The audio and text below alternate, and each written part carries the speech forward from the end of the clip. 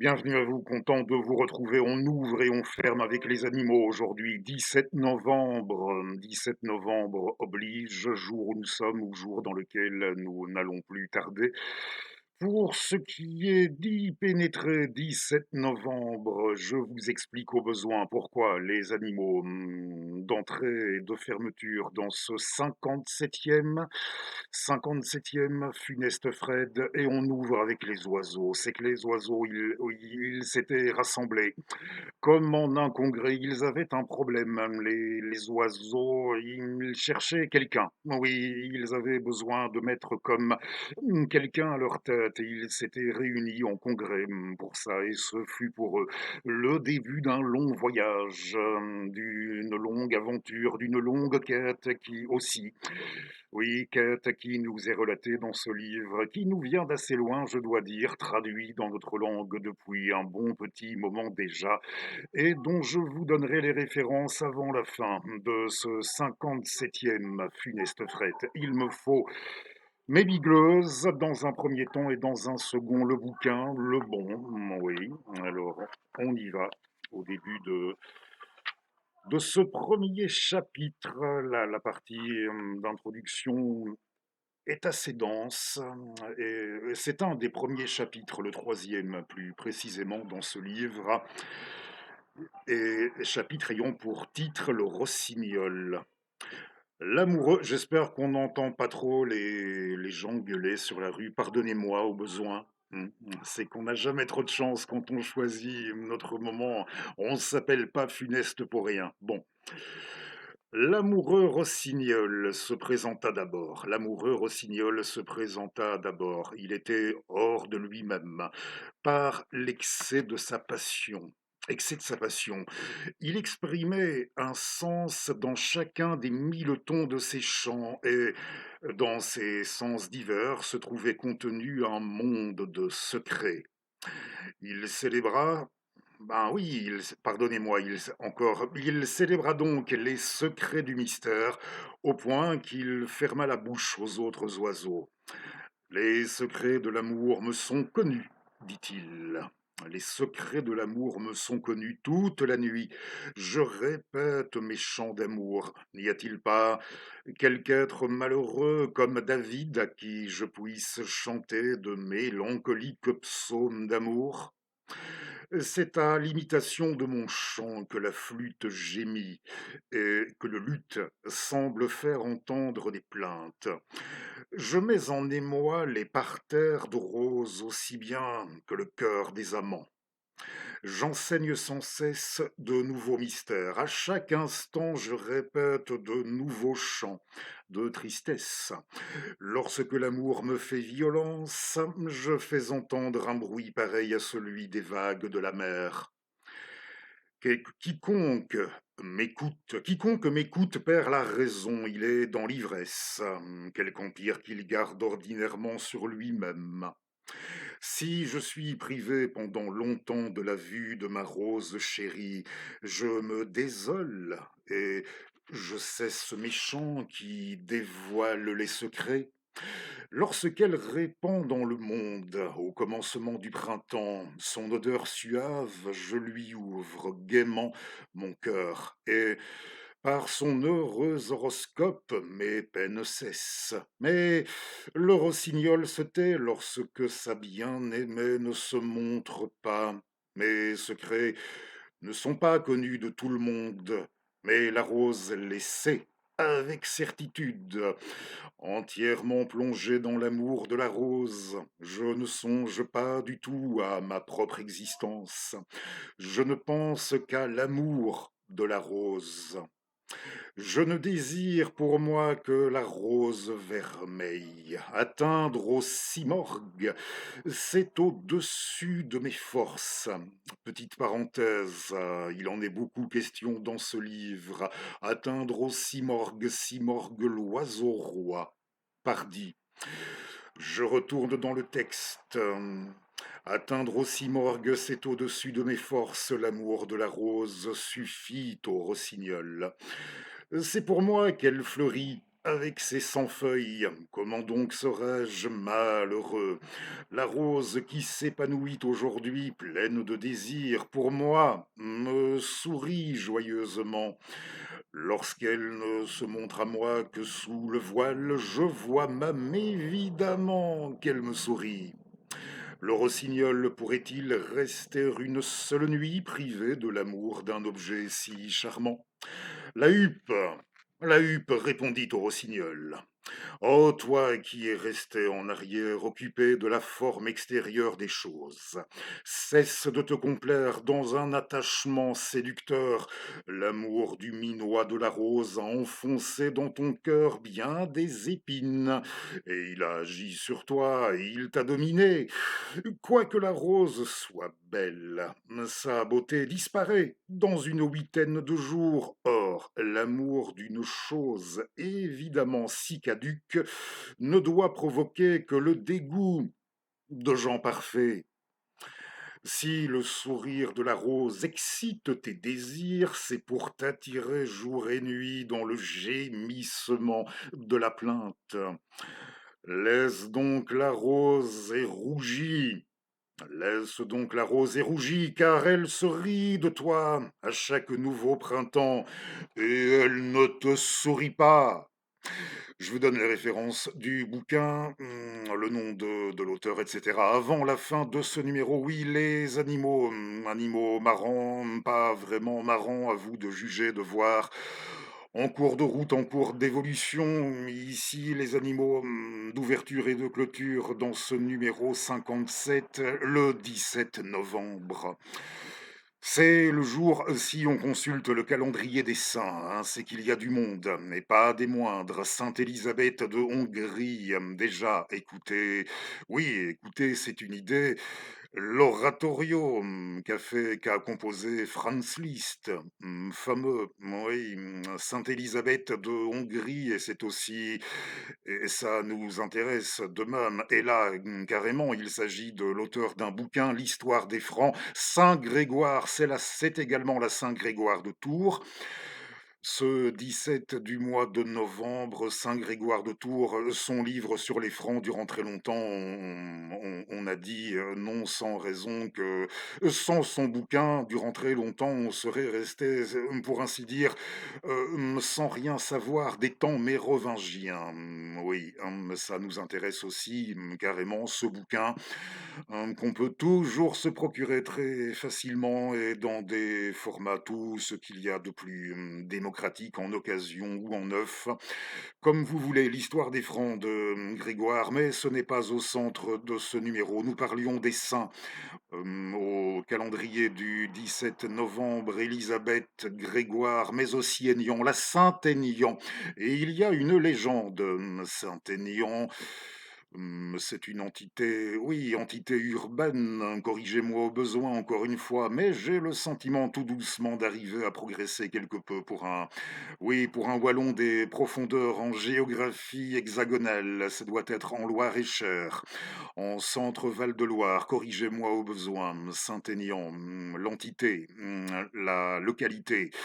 Et le Saint-Aignan, eh ben, il reporte à une sainte encore, Jeanne, Jeanne la Pucelle, oui, puisqu'il aurait été au temps des Huns, vers l'an 451, on était à Orléans et on attendait des renforts d'Étius, du général Étius, de l'armée romaine, contre Attila et Aignan. Il aurait intercédé, hein, il aurait invoqué, rapporte sa légende, il aurait invoqué le ciel, se faisant ainsi le premier protecteur, le premier saint protecteur dans l'histoire d'Orléans, un petit millier d'années avant Jeanne pour Aignan. Et le jour de la Saint-Aignan, il y a, de même, encore il y a cette légende sur les bêtes. Et pour tout vous avouer, et ce serait merveilleux, franchement, n'hésitez pas à m'en informer si un jour je n'y suis jamais parvenu. On ne trouve nulle trace de ça sur Internet. En tout cas, perso,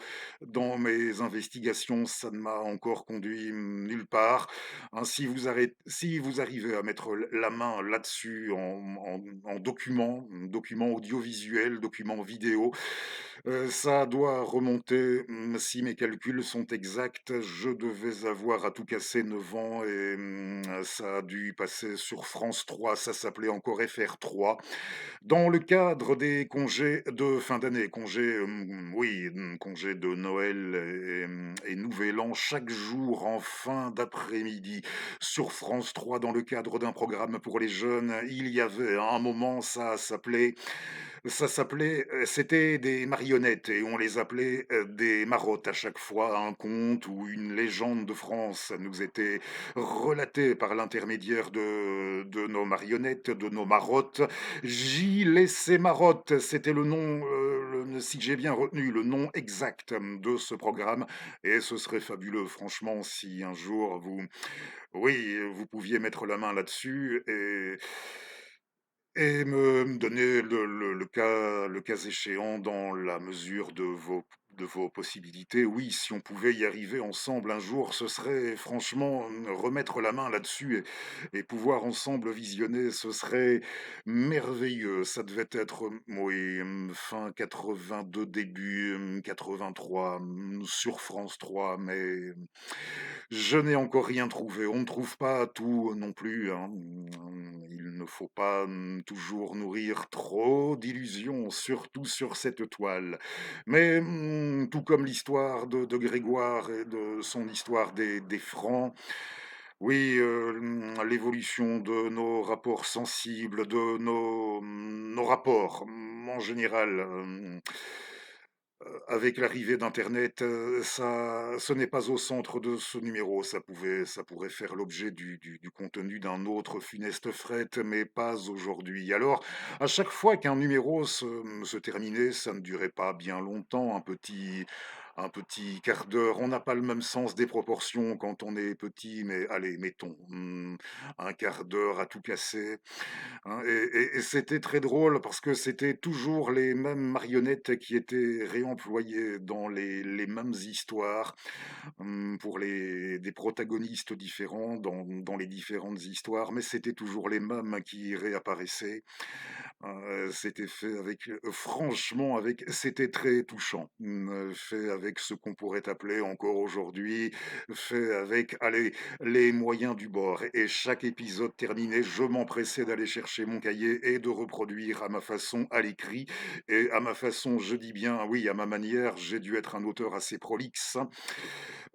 Dans mon jeune temps, je m'empressais de recopier l'histoire que je venais d'entendre tant qu'elle était encore, toute fraîche, bien dans ma tête, je la reproduisais, j'allais l'inclure dans mon cahier, dans ce qui était voué à devenir mon recueil de contes et légendes de France, à moi, à votre serviteur. Et là, il y avait notamment, on nous avait rapporté la légende de Saint-Aignan et on parlait des oiseaux, contexte similaire. Là, c'était carrément les animaux qui avaient dû se rassembler pour s'interroger sur le fait, oui, pourquoi ils n'avaient pas le don de parole, comprenez, comme nous, de la parole humaine, et vous n'aurez aucun mal à saisir le choix de leur émissaire envoyé au paradis auprès de Saint-Pierre, qui était, ben tiens, qui était le perroquet, oui, le perroquet, là, il avait été désigné pour se rendre chez Saint-Pierre, faire toc-toc à la porte de Saint-Pierre. Et, l'entrevue avait duré un petit moment, tout de même, une entrevue assez sérieuse, à l'issue de laquelle il avait été convenu qu'une fois l'an, et ce serait le 17 novembre, eh bien ce jour-là, le 17 novembre, ce serait convenu comme ça, désormais une fois l'an, et n'hésitez pas, après l'enregistrement de notre émission, à interrogez vos animaux de compagnie, vos animaux de ferme, où vous voulez, vous verrez. Je ne vous apprendrai peut-être rien, vous verrez. Qu'au bout d'un moment, ils finiront bien par vous répondre ce jour-là. Oui, on l'a parfaitement saisi. Là encore, du 17 novembre, jour de la Saint-Aignan, c'était convenu comme ça en France et peut-être partout ailleurs, allez savoir, tous les animaux, oui, on avait bien dit, tous les animaux parlent. Et on revient aux bêtes avant la fin de ce numéro avec notre texte d'ouverture. Je voulais aussi revenir aujourd'hui, comme j'aime bien le faire de temps en temps, quelques annexes au contenu de funestes Freds antérieurs. Je pense que vous avez bien aimé, hein, vous êtes nombreux à l'aimer, Robert Edwin Howard. On en a parlé, on lui a consacré tout un numéro récent et on était revenu sur lui peu de temps après encore.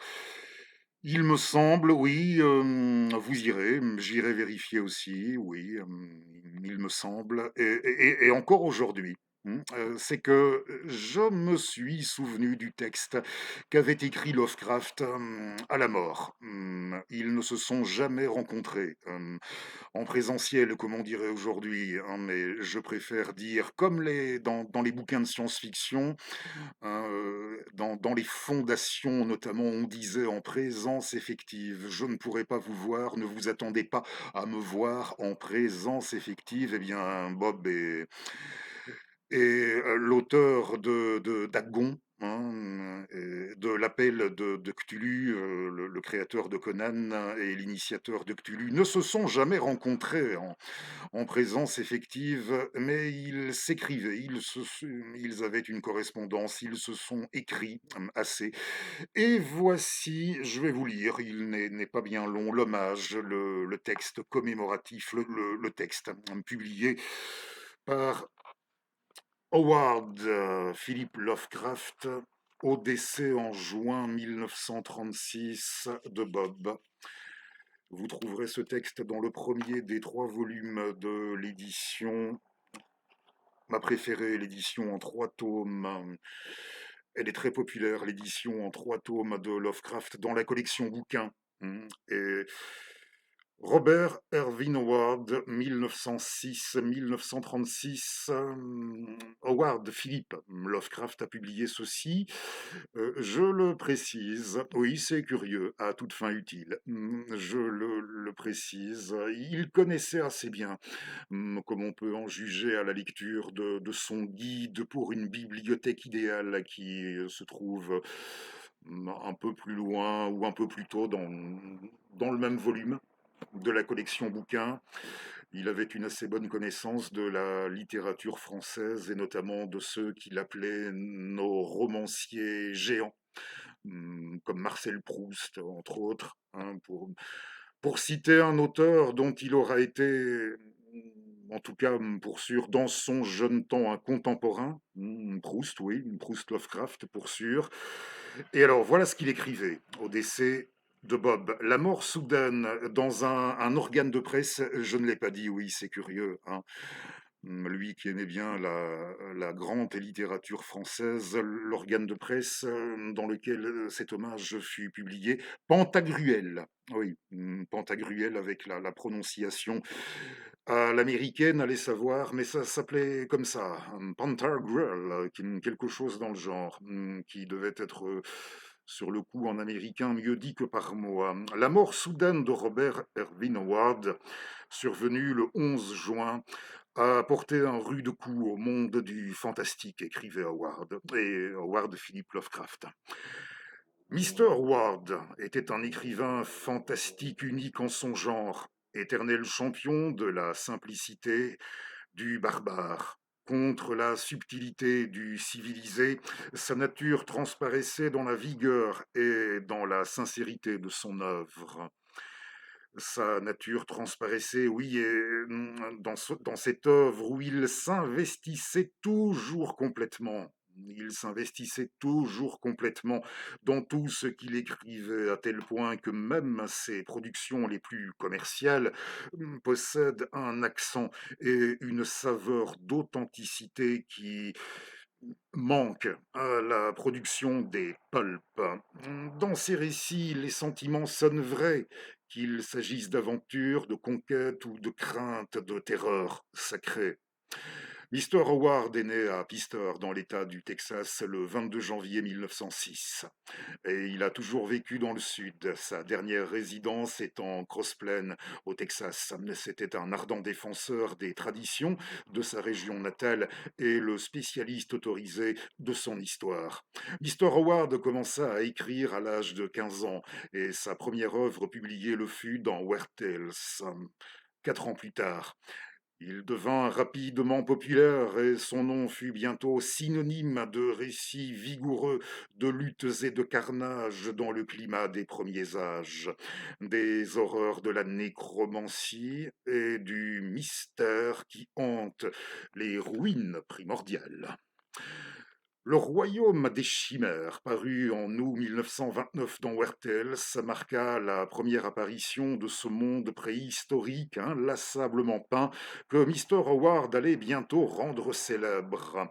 L'époque la plus récente de ce monde est son héros mémorable, Conan le Cimérien, apparu en 1932 avec le phénix sur l'épée. Mais l'activité de Mr. Howard ne se limitait pas au seul fantastique. Ses récits sur la boxe ont fait le bonheur de plus d'un rédacteur de magazines sportifs, tandis que ses nombreux contes orientaux si vivants exprimaient avec force le talent tout particulier qu'il possédait pour décrire des scènes de bataille. L'année passée, il avait commencé à écrire des récits ayant pour cadre les paysages qu'il avait vus naître. Saine tendance qui l'aurait sans doute conduit à devenir un auteur régional reconnu. Les lecteurs de Wertels savent aussi quels furent les apports de Mr. Howard en tant que poète. Robert Howard n'était pas marié et résidait chez ses parents, presque à la campagne, dans les faubourgs de Cross-Plains. Son père, un médecin de grande renommée, fut l'un des pionniers des plateaux du centre du Texas. Robert était diplômé du Howard Payne College de Brownwood et l'écriture était sa seule profession. En littérature, l'aventureux l'attirait davantage que l'analytique, et dans l'étude, sa préférence allait à l'histoire du sud-ouest des États-Unis, des Celtes et de l'Orient. Il était brillant athlète amateur et pratiquait avec assiduité toutes sortes de sports. Il méprisa toujours les cultes et les coteries esthético-littéraires. Respectant la force plus que l'érudition, il ne rencontra personnellement qu'un seul de ses collègues fantaisistes, le brillant E. Hoffman Price, bien qu'il ait entretenu avec de nombreux auteurs une correspondance volumineuse et d'une philosophie pénétrante. Mr. Howard était le type même de l'athlète. Haut de près de 6 pieds, il pesait 195 livres, ce qui signifie haut de 2 mètres et lourd de 90 kilos. Oui, 195 livres. Et il avait un teint très foncé, mais les yeux bleus. Il avait un tempérament chaleureux et hospitalier. Adorait la vie active et la bonne chair en bonne compagnie. Sa mort représente une perte incalculable, car n'est pas encore né celui qui reprendra son flambeau. On le reconnaît bien là, à chaque strophe, à chaque ligne, on le retrouve bien là, si vous le connaissez un peu, sa vie, son œuvre, son personnage, son caractère, ses idées, un peu tout, hein. Un peu tout réapparaît, mine de rien, dans cet hommage de Lovecraft à Bob, à Howard.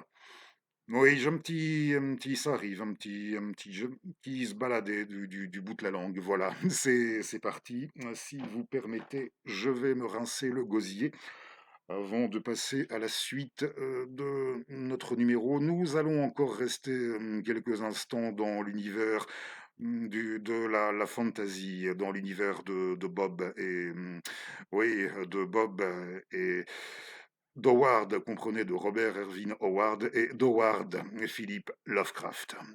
quelques instants, pardonnez, je reviens, vous comprenez notre pourquoi, oui, je ne reviens pas là-dessus, c'est dans notre concept d'une seule prise.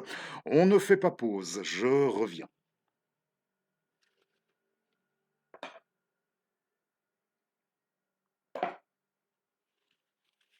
Pardonnez-moi, oui, voilà, ça ira beaucoup mieux comme ça. Alors, dans ce premier volume, le premier des trois tomes, dans ce même volume, le premier des trois Lovecraft en bouquin, il y a tout, oui, déjà, il y a ça, hein, pour ne pas le rappeler si vous l'ignorez, le premier volume regroupe tout ce que Lovecraft a produit sur la base autour du mythe de Cthulhu. C'est le premier volume, c'est celui du mythe de Cthulhu, et après vous avez ce qu'on a appelé les mythes et légendes. Nous parlions tout à l'heure de mythes et légendes de France, contes et légendes de France et mythes aussi, si vous le voulez, tant qu'à faire. Et ici, la fameuse partie qui vient après les textes Lovecraftiens proprement dit de Cthulhu, il y a les légendes et récits de Cthulhu, et ce sont différents auteurs ultérieurement, des productions de différents auteurs américains, mais pas seulement, qui ont apporté leur contribution à ce qu'à partir d'un moment, peut-être surtout dans le monde du septième art, nous aurions appelé, allez, une franchise, la franchise de l'univers de Cthulhu, si vous préférez, des grands anciens aussi, pourquoi pas, ces grands anciens que l'on pourrait, le cas échéant, des fois désigner comme, en langue originale, ça doit donner, je ne le prononcerai pas, oui, ça ne risque pas d'être trop problématique, c'est court, The Deep Ones, ça donne dans notre langue, en langue de Molière, Ceux des profondeurs, et c'est le titre Ceux des profondeurs d'une des histoires figurant dans cette partie des récits et légendes du mythe de Cthulhu. C'est peut-être, si pas ma préférée, car celle que je préfère, oui, vous avez bien sûr, il ne s'éloigne pas encore Bob, vous avez celle de Bob, qui fait partie de ce registre-là, qui s'est inscrite avec le temps, oui, qu'on a jugé bon d'intégrer avec le temps dans cette franchise, voilà. Ce texte, Le feu d'Assurbanipal, oui, vous avez le feu d'Assurbanipal, celle pour histoire de Bob d'Howard, oui, c'est vraiment le modèle absolu en matière d'efficacité si vous souhaitez écrire du récit d'aventure. C'est un modèle, je ne dirais pas que c'est la perfection, mais si ce n'est pas ça la perfection, ce n'en est guère, oui, très éloigné. Alors, j'aime beaucoup aussi, ceci dit, ce récit d'un nommé James Webb. Vous avez une petite partie à la fin de ces récits et légendes de Cthulhu. On nous explique dans ce gros bouquin, de ce gros volume de la collection bouquin, on vous explique au besoin qui étaient ces auteurs. Alors, je suis allé me renseigner, car oui, pour ne rien vous cacher non plus, ça fait 30 ans cette année que j'ai fait l'acquisition de mon intégrale Lovecraft, de mon intégrale de collection bouquins de Lovecraft. Alors ça remontait tout de même assez loin. Au bout de 30 ans, j'avais besoin, une fois de plus, de me rafraîchir la mémoire, oui, et je suis allé voir au sujet de James Wade, oui, James Wade, qui est né en 1930, décédé en 1983, vétéran de la guerre de Corée, ayant fait le choix de s'installer à partir d'une époque à Séoul, et à qui l'on doit, alors c'est qu'il aurait produit, je mettrai tout ça en partie description, comme toutes les références, comme on a l'habitude de le faire. Vous trouverez ça, comme pour chaque funeste Fred, en partie description. Je vérifie si j'ai pas un petit papier à côté de moi où j'avais J'avais noté tout. Bon, je vous mets en partie description les titres. Il y en a une qu'il a intitulée Atterrissage sur Yugot, en référence oui, les Yugots dans l'univers poétique de Lovecraft. Notre auteur James avait écrit aussi un atterrissage sur Yugot et encore une autre histoire. Et je vous mets aussi bien les titres et les références des histoires que je vous mets tout à leur sujet, vous aurez tout. Les deux autres histoires, autres que ceux des profondeurs de James, tout sera indiqué en partie description. Et alors, oui, mais j'ai pas encore eu l'occasion on les trouve dans d'autres recueils à inclure également dans cette devenue avec le temps décidément une très vaste franchise de Cthulhu. D'abord, oui, je n'apprendrai rien aux fans sous l'égide de d'Herlet, hein, et puis d'autres recueils encore qui devaient voir le jour. Je ne pense pas que le filon est là, tout de même pour le meilleur et pour le pire, soit déjà épuisé. Et j'ai dit pour le meilleur et pour le pire, ici c'est vraiment dans le meilleur l'histoire.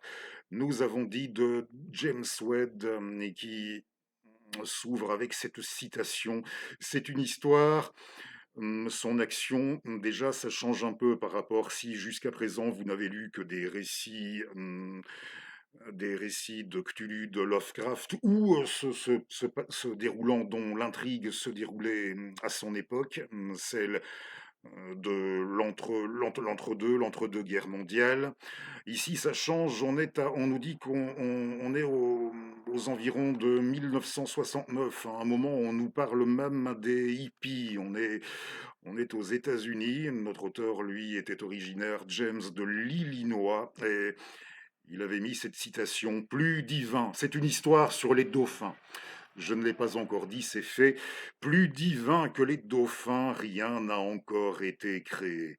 Car de fait, ils étaient jadis hommes et vivaient dans les cités auprès des mortels, ceux des profondeurs. Alors, le personnage au cœur de l'intrigue, au départ, on nous le présente, il est fasciné par un personnage, un scientifique ayant acquis, dans le courant des dernières années, venant alors de s'écouler une large notoriété. Il est très curieux de faire sa connaissance pour diverses raisons, notamment scientifiques.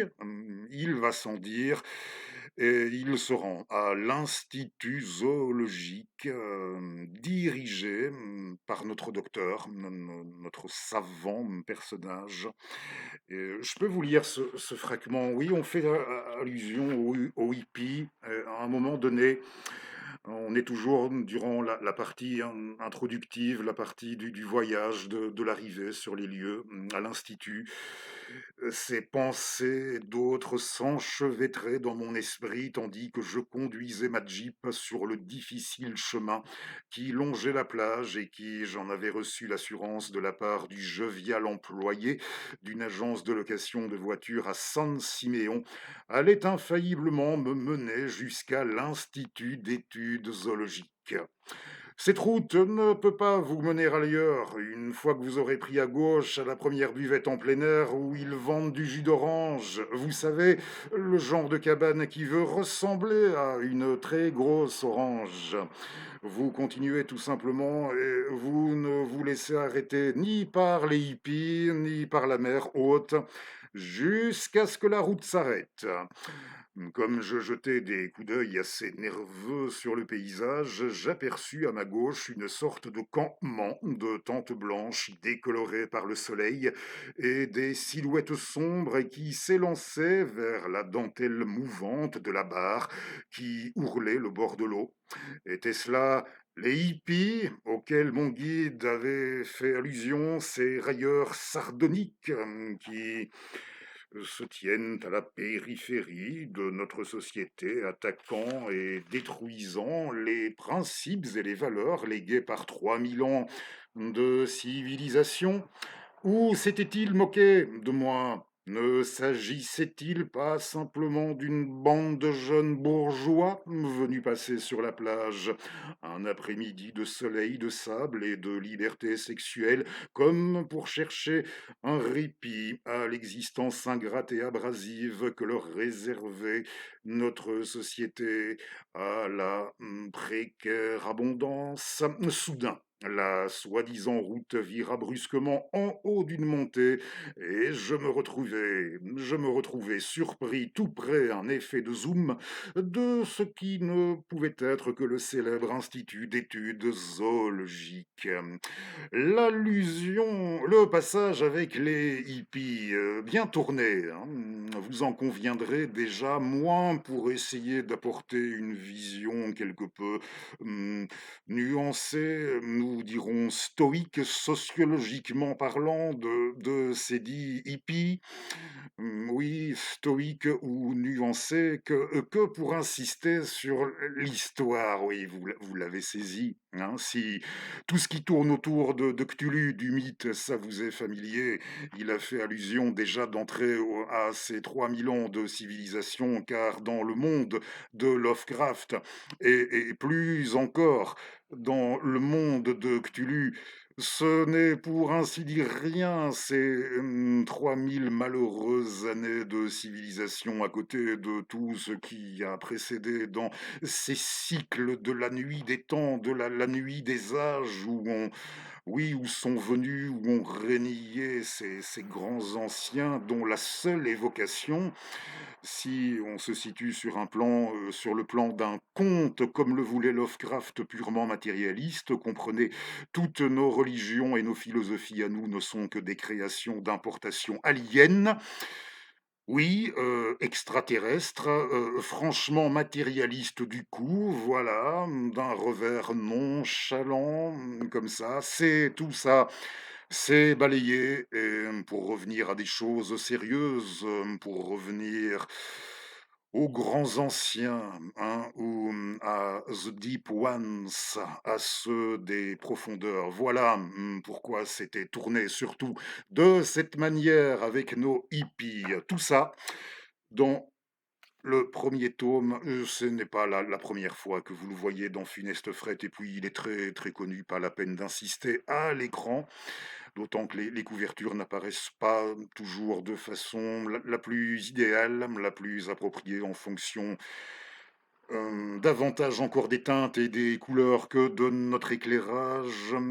Je dois dire oui, elle est très connue, cette édition de Lovecraft. Je sais, il y en a eu d'autres, hein, qui se sont présentées comme, entre guillemets, intégrales, très, très bien aussi, mais celle-ci, que j'ai trouvée, notamment pour cette raison que j'ai toujours trouvé très, très bien structurée, hein, comme ici, tout Cthulhu.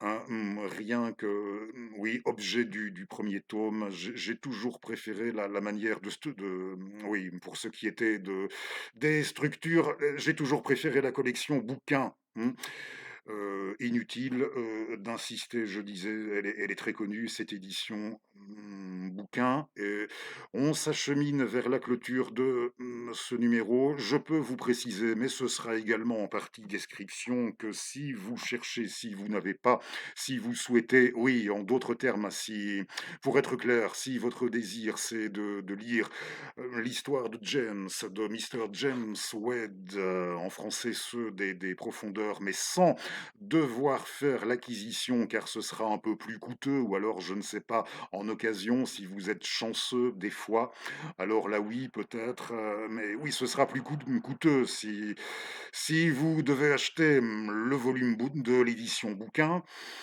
Ça existe chez Pocket. Rassurez-vous, si vous êtes intéressé avant tout, par lire ceux des profondeurs, sans devoir vous taper, «façon de parler» entre guillemets, car on ne s'ennuie jamais vraiment avec Lovecraft. Pour autant, je tiens bien à le préciser, que vienne un moment où on consent à jouer le jeu par rapport à sa démarche d'écrivain, hein, et il ne faut pas des connaissances, littéraires au sens large, nécessairement très étendues, pour ça, non. Mais j'insiste sur cet aspect car j'ai souvent remarqué que les gros lecteurs d'heroic fantasy contemporaine, lorsqu'ils se mettent enfin à lire Lovecraft, bien souvent, ils se déclarent déçus, le trouvant assez répétitif dans sa façon de procéder. Or, c'est là sa manière au sens le plus sans vouloir se la péter, pardonnez-moi peut-être, au sens le plus proustien, c'est là sa démarche d'écrivain et ce n'est pas bien dur, une fois qu'on a capté ça, d'avancer dans son univers à notre cher Lovecraft. Alors en volume de Presse Pocket, vous avez ceux des profondeurs, il y a 3 tomes en Presse Pocket pour qui reprennent ces récits des mythes et légendes, autour de Cthulhu et c'est dans le tome 2 en Presse Pocket, mais ce sera de toute manière en partie description. Alors, on referme temporairement, pour aujourd'hui, pour sûr, le dossier, car je suis en train de me rendre compte que on aime bien les mettre en vis-à-vis dans nos numéros, dans Funeste Fret, ces deux-là, Bob et l'autre, et Lovecraft. Alors on referme pour aujourd'hui, pour sûr, leur dossier, et je vais vous dire de quel livre était tiré notre texte d'introduction. C'est que je vais faire une petite parenthèse, juste avant au sujet de l'histoire. On vient dans l'hommage rendu à Bob par Lovecraft, il parlait de son intérêt pour l'histoire et notamment de cette façon dont il était perçu comme historien de sa localité, hein, de sa région. Dans son patelin au Texas, je ne dirais certainement pas que j'ai été l'équivalent de ça à un moment dans mon patelin, mais j'ai fourni, nous dirons, une somme de travail en guise de vulgarisation historique autour de l'histoire de mon patelin. On dira il y a un quart de siècle maintenant, et avant j'avais fourni aussi assez bien de chroniques tournant autour des 2000 ans d'histoire, remontant jusqu'aux antécédents de ma cité natale dans l'Antiquité gréco-romaine. Oui, on pouvait parler de 2000 ans d'histoire. J'ai apporté ma contribution de cette manière à cette historiographie locale, régionale, hein, et peut-être sur un plan plus vaste, ce n'est pas exclu, hein, car je suivais il y a quelques jours, et ce sera en guise de lettre H, dans notre abécédaire de lecture, H pour domaine l'histoire. On a dit ce qu'il en était de notre histoire à nous autres, faibles, pauvres, misérables humanité, humains, hein, au regard des grands anciens chez Lovecraft, mais on l'a dit, le dossier est, pour le moment, refermé. Laissons-les, tous ces monstrueux là où ils sont. C'est que en matière d'histoire, il est vrai, j'ai fourni à un moment ça, cette somme de vulgarisation, il n'en reste pas moins que voici 35 ans au bas mot que je m'abstiens d'écrire des bouquins sur des thématiques qui pourraient me passionner dans cette branche, car faute d'outils, comprenez, d'outils, de méthodologie, je n'estime pas avoir eu pour ça la formation nécessaire, hein, et je dispose d'un titre m'autorisant à enseigner l'histoire dans les premières années de l'enseignement secondaire, dans l'enseignement technique professionnel, spécial, et on on s'en tiendra là, mais ça ne fait pas de vous, sans vouloir faire de peine à personne, sinon tant pis, ça ne fait pas de vous, d'emblée, d'entrée, un historien, certainement pas un historien professionnel. Et j'écoutais Laurent Henninger, qui qui disait: «Oh oui, il y a, Laurent Henninger, c'est pas un comique». Si vous allez écouter cette vidéo récente de lui, avec un jeune confrère, c'est qu'il n'hésite pas à les remettre, bien à leur place, par moment. Vous irez juger, apprécier, rigoler, le cas échéant. Encore j'espère, car il le prend assez bien dans l'ensemble, le jeune à côté. Ils évoquent la guerre de 7 ans.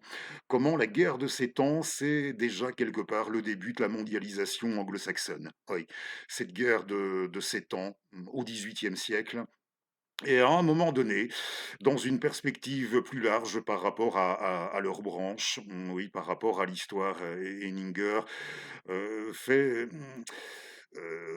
rapporte que ça commence, et il n'est pas le seul, hein, il y a une dizaine d'années, et ça remonte déjà à une dizaine d'années, oui, avec le professeur d'histoire que j'avais eu dans le sup, pour ma part, je l'avais revu et nous entretenions de la branche. Lui aussi, tout comme Laurent Henninger, avait, grand médiéviste pour sa part, mon ancien prof estimait que ça partait sur le plan universitaire aussi de plus en plus en couille, plus vraiment de point d'appui. On pourrait se contenter de dire ça, point d'appui, oui, plus vraiment de base. Je pense qu'on aura bien compris, pour ce qui est, de procéder. Il n'est pas exclu d'en déduire. Bon, c'est délicat, je n'y suis jamais allé pour ma part à l'Univ, mais sur base de tout ça et de tout ce que j'ai pu entendre, il n'est pas interdit, d'en déduire qu'il en va peut-être désormais, là aussi, comme il en va depuis un bon moment, avec l'enseignement de plein exercice. Ce pour le primaire, le secondaire, et même partant le supérieur, ben oui, partant aussi, hein, le but, produire, former du consommateur, eh bien, ça doit être plus ou moins équivalent du côté de l'université, dans l'hypothèse où ça partirait bien. Comme on me l'a dit, comme on me l'a rapporté, mon professeur, et comme le rapporte aussi, monsieur Henninger, en couille, ouais. Pour ce qui est de partir en couille, là, produire du consommateur, et plus encore s'arranger pour, oui, produire, le sujet de l'atomisation dans une oui, le sujet de «l'individu» entre guillemets, se pensant tel, hein, s'évaluant, s'estimant tel, dans un système, néolibéral, et de tout ce qui en a été hérité depuis, un certain nombre de décades déjà, même s'il y en a qui ne veulent pas le voir comme ça, et qui, préfèrent désigner la chose sous des appellations parfois saugrenues, farfelues, mais ça non plus, ce n'est pas au cœur de notre numéro. Bref, ça partirait en couille, histoire, de vous conforter, d'aller dans le sens de ce confort mental-là, mmh? Hein, n'hésitez pas à lire, même si oui, ce n'est pas un ouvrage d'historien, c'est davantage un ouvrage de philosophe et de sociologue. C'est pas pour les gamins, je vous préviens, celui-là, surtout pas, du tout, du tout, mais vous pouvez lire La fabrique de l'individu de Michel Glouskar, un auteur, un philosophe français de l'après-guerre. Michel Glouskar, La fabrique de l'individu, et vous viendrez m'en dire des nouvelles en rapport avec ce que je viens de dire au sujet de la matière historique. Mais alors, ceci dit, Henninger avait rappelé, oui, il y a tout de même les historiens professionnels et les autres, mais il ne voulait décidément pas se montrer méprisant du tout. Dans l'absolu, je pense que Henninger n'a pas voulu se montrer méprisant, parce qu'il il s'est empressé d'enchaîner avec cet hommage, là encore, qu'il a rendu à toute une série de gens qu'il voyait comme des historiens amateurs. Nous ne parlerons pas même, pour ce qui est de vouloir écrire des livres, non, mais des gens qui aiment, qui sont passionnés vraiment pour ça, et je ne ferai pas nécessairement allusion non plus, car j'en ai connu et la plupart d'entre eux ne sont déjà plus de ce monde, qu'ils reposent en paix, mais j'en ai connu qui étaient séduits par la chose initialement parce qu'ils y avaient vu une manière de se mettre en avant pour se projeter dans la reproduction de structures sociales dans lesquelles ils voulaient se retrouver, mieux encore se projeter, oui, des structures politico-sociales, pourtant, qui pouvaient être, là encore, qui pouvaient être déjà, si pas aboli, révolu depuis un certain nombre d'années. En tout cas, des choses avaient été,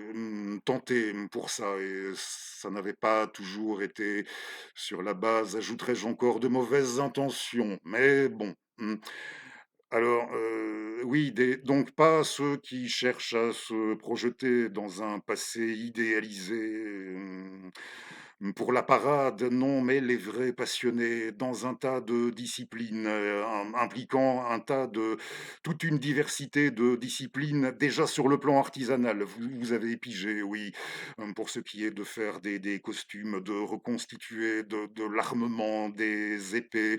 Je penserai à ceux qui organisent, il y en a comme ça dans ma région aussi, les marcheurs de l'Entre-Sambre-et-Meuse en Belgique, ceux qui sont passionnés par des reconstitutions napoléonienne de l'armée de Napo. Tous les gens qui travaillent dans ce genre d'association, il faut les voir, disait Laurent Henninger avec bienveillance. Et vous savez pourquoi? Parce que c'est grâce à des gens comme ça qui ne l'avaient pas, pas nécessairement fait exprès, que ultérieurement, toute une série de découvertes très importantes dans le champ scientifique et dans le champ de l'histoire dite sérieuse, et partant dans le champ des historiens professionnels, sur le coup reconnaissant, comme l'a été pour sûr Henninger, sur le coup pour sûr reconnaissant, hein, à tous ces apports d'artisans, de passionnés, d'historiens amateurs. Comme nous disions. Voilà, je tenais aussi, par ce détour, de vous irez écouter Laurent Henninger sur la guerre de 7 ans avec son jeune invité. C'est très, très bon, comme toujours avec lui, les vidéos, d'histoire avec notre historien. Pour sûr, les références des oiseaux, voilà, j'en dis pas plus, on reviendra sur H comme histoire, on reviendra. Et Les oiseaux, c'est un livre qui a été traduit du persan, c'est un chef-d'œuvre de la poésie persane médiévale, de Farouk Attar, et il existe plusieurs éditions en format de poche. Je possède celle-ci chez Albin Michel, dans la collection Spiritualité vivante, car cet ouvrage, il est vrai, ce n'est pas un recueil de poésie classique, et surtout pas un recueil de poésie, n'allez pas croire, rapide à lire, de poésie gentille, gentillet, rapide, d'une lecture très aisée, je veux dire. Voilà, quand je dis gentillet, c'est aussi un classique, il est vrai, un classique de spiritualité, de la spiritualité soufie, le langage des oiseaux de notre persan, de Nitchapour, dans le nord-est de l'Iran. Nitchapour, Fariduddin Attar, contemporain direct, en ce qui le concerne, de notre chrétien de Troyes, du roman du Graal, entre autres. Ils ont taffé, sur leurs bouquins, chacun de leur côté, en des temps similaires. Oui. Chrétien, lui, sur le Graal, et Faroudine, de son côté, sur ses oiseaux, son langage. Son langage des oiseaux, ça a été traduit du persan. Oui, pas non plus, on peut dire ça aussi, pas non plus pour les gamins. hein. Je parlais du livre de Michel Clouscar sur la fabrique de l'individu, à voir plutôt en sociaux, philo ici, ça entre aussi bien, dans le cadre de la poésie que de la littérature, des littératures orientales qui ont été, proches et moyen-orientales ayant été traduites, dans notre langue, que dans l'histoire des religions, dans l'histoire surtout ici, hein, pour ce langage des oiseaux, risquerais-je à dire dans le cadre de l'histoire d'une mystique. Oui, d'une histoire de la mystique. Je l'ai déjà dit d'ouverture, cette réunion des oiseaux, ce sera pour eux le début d'une longue aventure à la recherche du simorgue, le fameux oiseau roi. L'oiseau roi, oui, dans le livre de Farid. Et nous allons aller de Farid en Pierre, oui. Nous naviguons à présent, non pas accompagner nos oiseaux, mais aller naviguer plutôt lui qui, parmi ses oui, il en avait pas mal, hein, de qualités, une qualité à entendre au sens premier. Parmi ses qualités, il y eut celle d'homme de la mer, de marin. Alors on va terminer ce numéro en naviguant en sa compagnie, naviguant dans les lettres de Pierre Loti. Je vous ai déjà montré Le Marabout, la perruche et le singe, sous-titré Un tour du monde animalier, une édition récente de 2021. Ce tour du monde animalier dans la joli petit volume bien illustré aussi avec de jolies illustrations chez Actes Sud. Oui, on voyage encore, hein. Nous sommes rendus du côté de la Perse, de l'Iran ancien. À présent, eh bien, on va carrément dans oui, si on se situe, mettons, si on se situe par rapport à un certain point, mettons par rapport à là où nous sommes, bien sûr, hein. On passe de l'est à l'ouest, carrément à l'ouest, on va à New York. Pierre Loti à New York, si ça vous dit de nous suivre encore quelques instants. Et je vous remercie d'ores et déjà de m'avoir suivi. Pierre Loti, dans son marabout, son perruche et le singe, autant de textes animaliers qui, oui, pour ce qui est de traiter d'une diversité, là encore, vous viendrez m'en dire des nouvelles, tant il aborde des espèces, des animaux différents, des espèces différentes dans des contrées tout aussi variées. Et quand il était à Central Park, tenez-vous bien, ben on revient dans le pays de Bob et de Lovecraft. Et ici, Central Park, et qui fait partie de New York, la ville où Lovecraft, j'avais dit que c'était fini pour lui aujourd'hui, mais ce n'est pas interdit de rappeler que Lovecraft n'eut pas un... Mettons que New York ne lui avait pas fait un très bon effet lorsqu'il avait fait le choix de venir y résider, pas très longtemps, mais ça n'avait pas eu sur lui dans l'ensemble le meilleur effet sur lui, sur son tempérament, sur son caractère. Il avait été bien content de foutre le camp de ce qu'il voyait comme une, je le cite, mégapole pestilentielle. Pierre Loti sera sur le coup plus nuancé, oui, ça pour sûr, plus nuancé. Vraiment, mais non, Lovecraft n'a pas gardé de son séjour à New York. C'est le moins qu'on puisse dire le concernant, le meilleur souvenir. Et voici ce qu'écrivait de son côté Pierre Loti sur Central Park et mieux. Hmm. On a ouvert avec les oiseaux, on clôture avec les écureuils. Et peut-être bien des girafes, entre autres, en enluminure, dans le zoo pas n'importe où, le zoo qui se trouve dans la localité de Saint-Aignan. Et bonne fête encore à tous les animaux qui parlent en ce jour de la Saint-Aignan. Insistez, insistez auprès d'elle, auprès d'eux, allez insister, vous verrez, au bout d'un moment, ça viendra. J'ai fait l'expérience. Vous ne me croyez pas? Bon. Alors, Pierre Loti Et les écureuils de Central Park, dernière chose à préciser, je vous invite, oui, à être attentif à j'aime bien la façon dont un auteur dont Pierre Loti arrive pour sa part ici à ce que son texte, à la rédaction de son texte épouse, sa description de New York, de la morphologie de la dite mégapole, hein.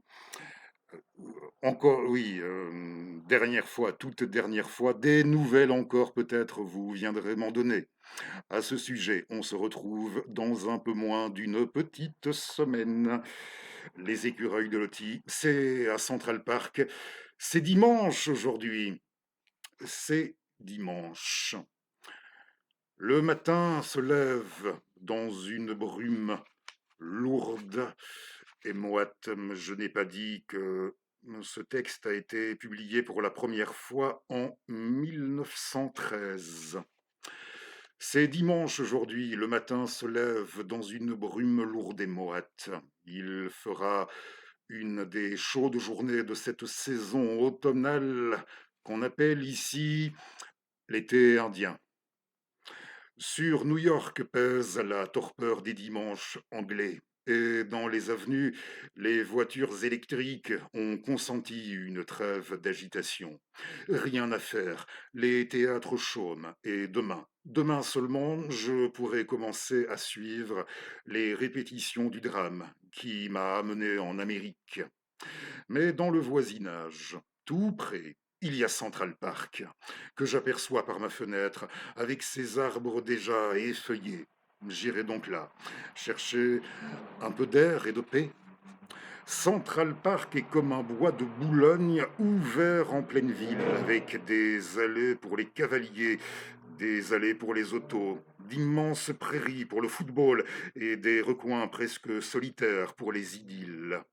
Les feuillages sont les mêmes qu'en France, mais flétris par un plus précoce automne, après un été plus brûlant. Ça et là, des blocs de roches noires se lèvent comme s'ils avaient crevé les pelouses.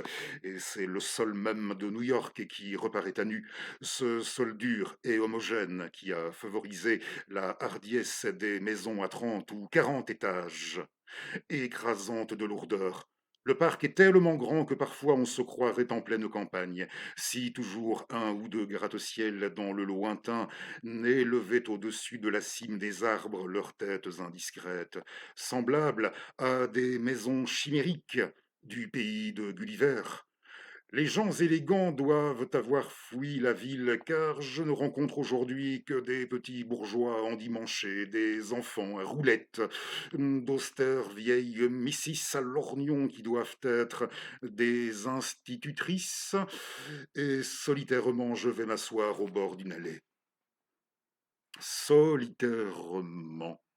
À peine suis-je là qu'un bruit très léger me fait tourner la tête. À côté de moi, sur mon banc, un amour de petit écureuil gris vient de bondir et il me regarde en faisant le beau, debout sur son arrière-train, relevant sa belle queue de chat angora. Oh, en voici un second, plus hardi encore, qui saute sur mes genoux. J'en aperçois aussi qui court sur l'herbe ou qui joue dans les branches. Et c'est une des choses gracieuses et touchantes de New York. Cette tribu de petits êtres libres qui a pris possession de Central Park et que tout le monde protège. On leur bâtit des maisonnettes de poupées.